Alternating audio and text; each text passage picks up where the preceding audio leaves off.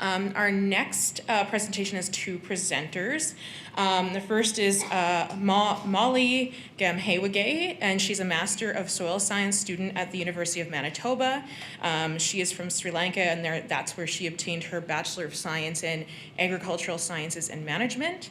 And Anita Murdock is pursuing a Bachelor of Science at the University of Manitoba. She is from Long Plain Cree Nation with roots in the Fisher River Cree Nation, and she is a research assistant with the Create H2O program. So please welcome them for their presentation on the detection of pesticides in Manitoba rivers.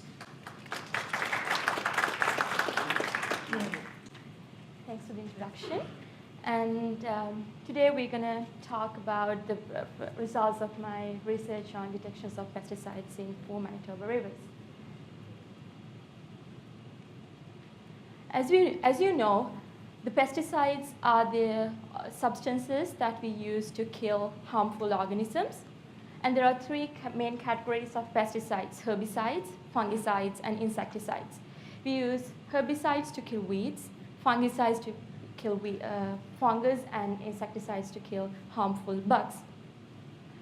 So a part of these pesticides that we apply on our crops eventually end up contaminating the surface waters through many ways.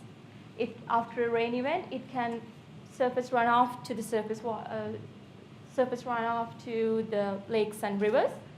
It can also vaporize into the atmosphere and deposited by the rainfall.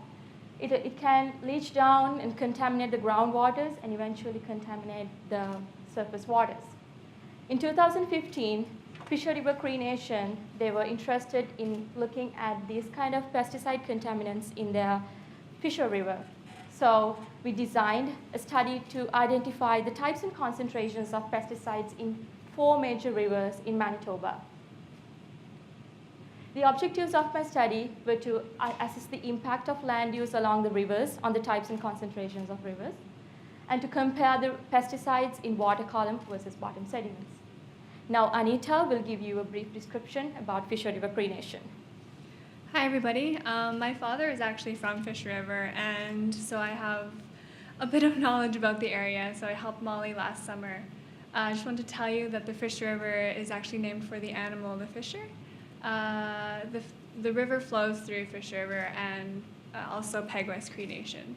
So the history originally, about 200 people migrated south from Norway House and moved to Fish River for agriculture and fishing purposes, like a better future.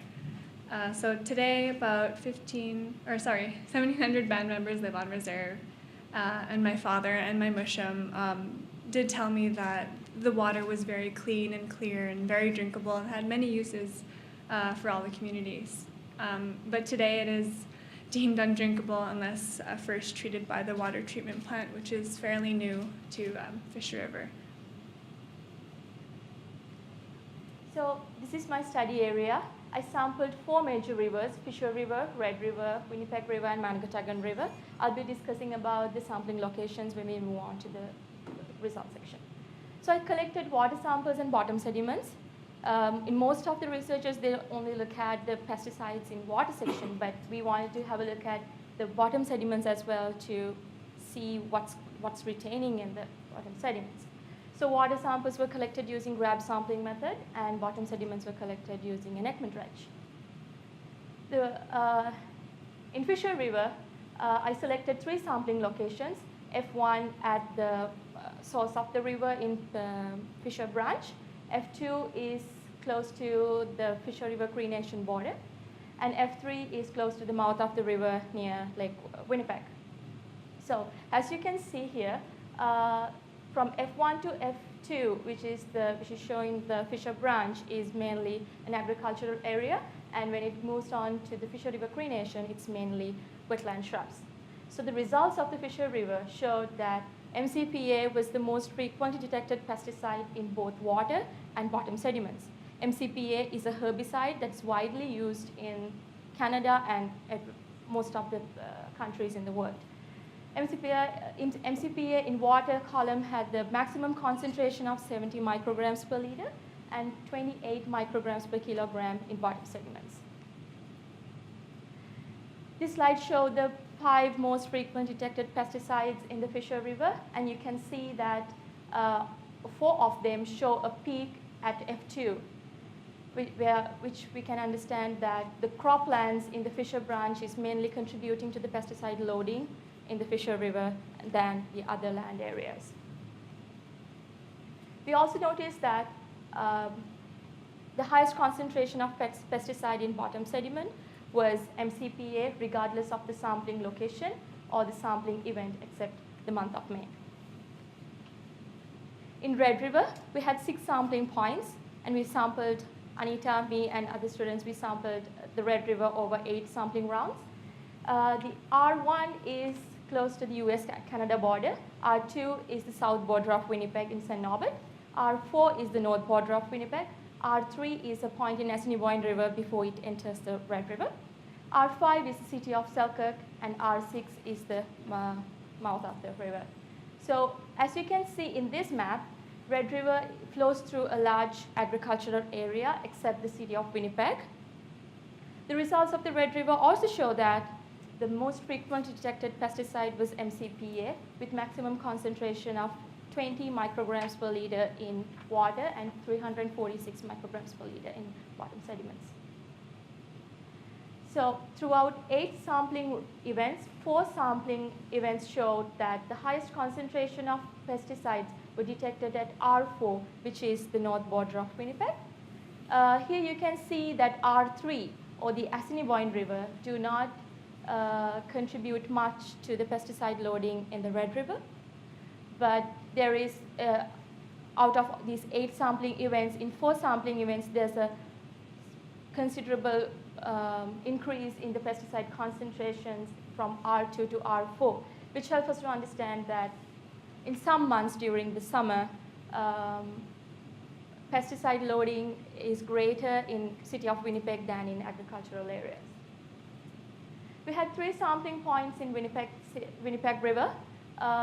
W1 was close to the Ontario-Manitoba border. W2 is at Pinowa, and W3 is close to the Lake Winnipeg. Bentazone was the most frequently detected pesticide in water of Winnipeg River, with the maximum concentration of 0.5 micrograms per liter. Bentazone is also a herbicide that's largely used in agriculture. And MCPA, similar to Red River and Fisher River, MCPA, the most frequently detected pesticide in bottom sediments with maximum concentration of 31 micrograms per kilogram. We sampled 2 sampling locations at the Manigotagan River, which flows through mainly wetlands and forests. And these 5 pesticides were the only pesticides that were detected in Manigotagan River, and bentazone was the most frequent detected pesticide, similar to Winnipeg River. But you can see that the maximum concentrations of these pesticides are much lower than the other rivers. So in conclusion, the croplands of Fisher Branch seem to be contributing to the pesticide loading of Fisher River than the other land areas. The pesticide used in the city of Winnipeg in some months than the others contribute to the pesticide loading of Red River than agricultural areas. MCPA was the most frequently detected pesticide in bottom sediments of all the rivers that we sampled. And at last but not least, pesticide concentrations that we detected during the last summer did not exceed Canadian Environmental Quality Guidelines. So I would like to take this moment to thank everybody who helped me throughout my research. And thank you for your attention.